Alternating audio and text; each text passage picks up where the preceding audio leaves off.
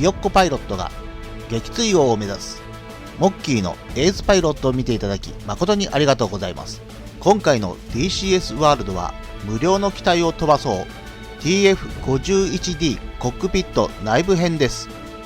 無料の DCS ワールドを遊ぶために2種類の機体が用意されています。TF51D マスタングとスホーイ25フロックフットです。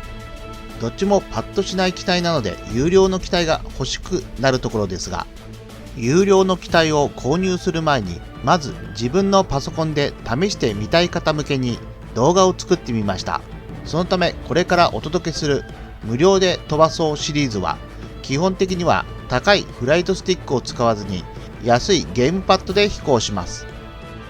ダウンロードサイト Steam からダウンロードしている状態とゲームパッドの割り当てが完了しているところから始めますが、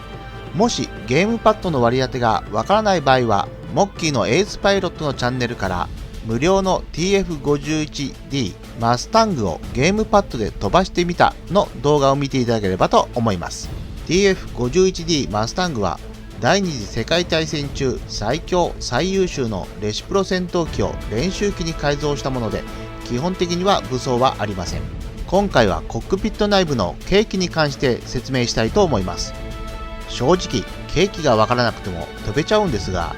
計器の見方がわかればよりゲームが面白くなると思います。練習機なのであまり使うことはないと思いますが、後方警戒レーダーライト、方位地震、時計、待機速度計の表示はマイルで、時速0マイルから700マイルまでの表示になります。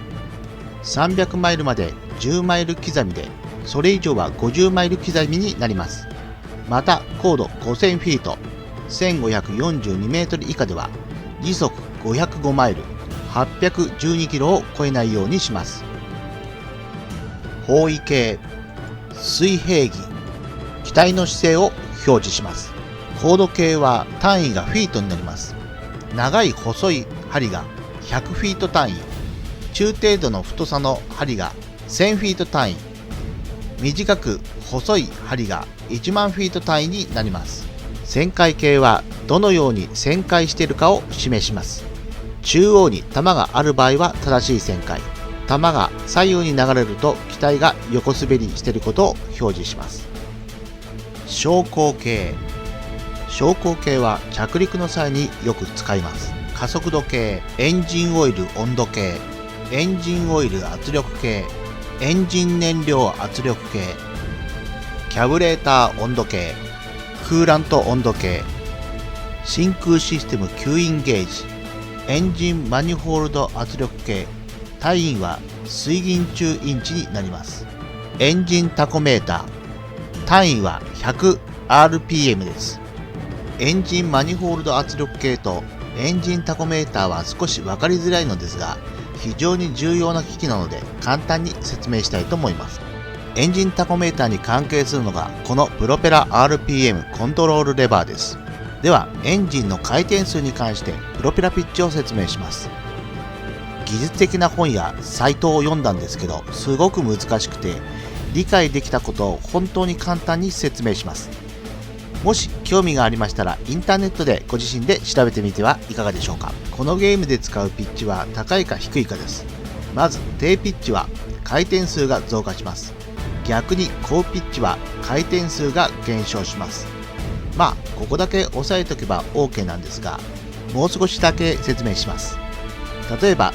離陸や上昇、戦闘時などパワーが必要な場合は回転数が速い低ピッチを選択して、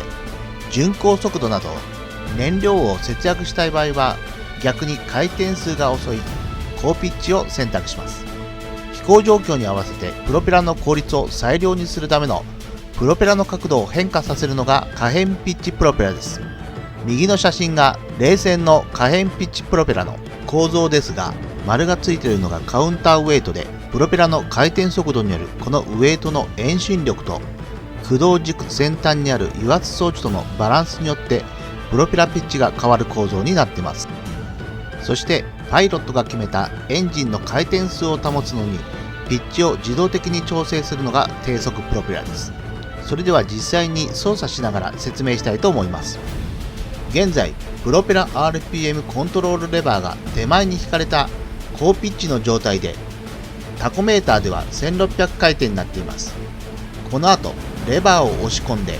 低ピッチの状態にしてエンジンの回転数を見ていきます。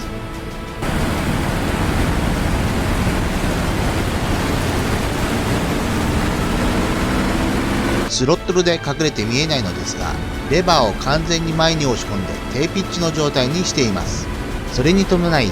エンジン回転数は 3000rpm と回転数が増加しています。今度はスロットルを押し込んでエンジンの回転数を見ていきます。先ほどと同じように 3000rpm で回転数に変化はありません。このように同じ回転数を維持するので低速プロペラと言われています。スロットルを下げるとマニフォールド圧力計の値も下がります。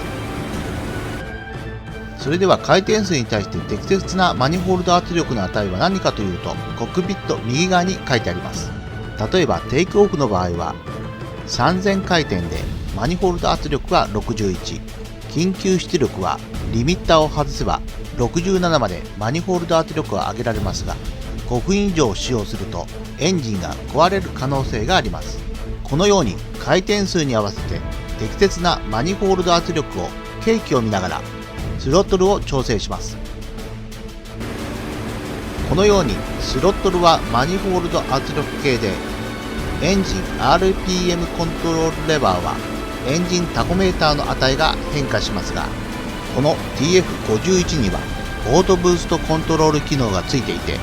エンジン回転数を落とすと自動的にマニフォールド圧力も下がるシステムになっています。一般的なプロペラ機はスロットルを押し込んでフルスロットルの状態でプロペラ RPM コントロールレバーを手前に引いて回転数を落とすとエンジンに深刻なダメージが発生するようだが、この機体は自動制御になっているので、さすがメイドイン USA といったところですね。この機能に随分時間を取ってしまったので、他の計器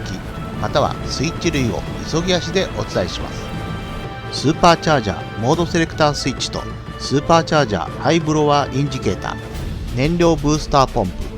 オイル希釈スイッチ、スタータースイッチ、プライマースイッチ、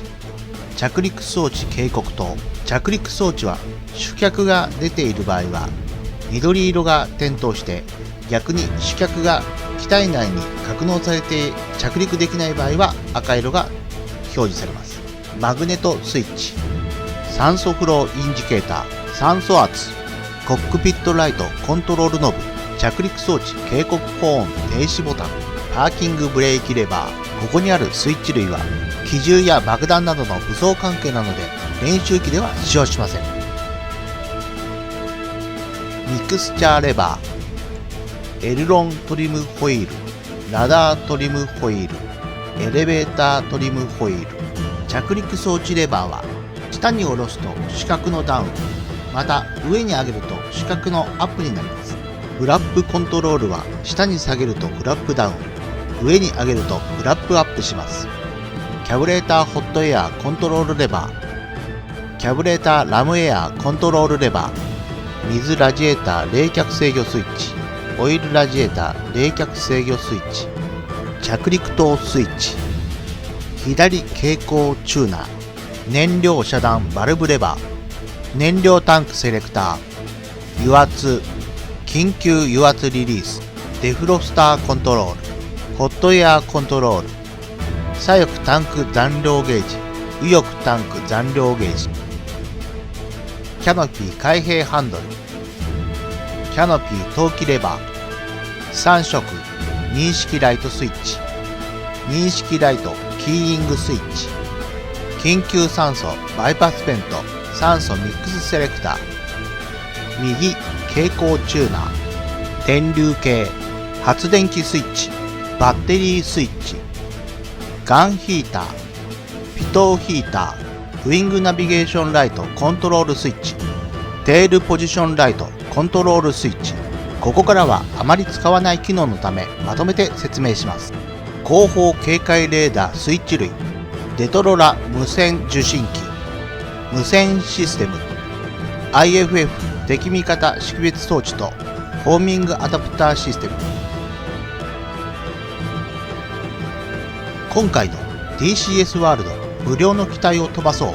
TF51D コックピット内部編はいかがでしたでしょうか。次回もこの無料で飛ばそう編が続きますので、よろしければチャンネル登録をお願いします。最後まで見ていただき誠にありがとうございました。また次回もよろしくお願いします。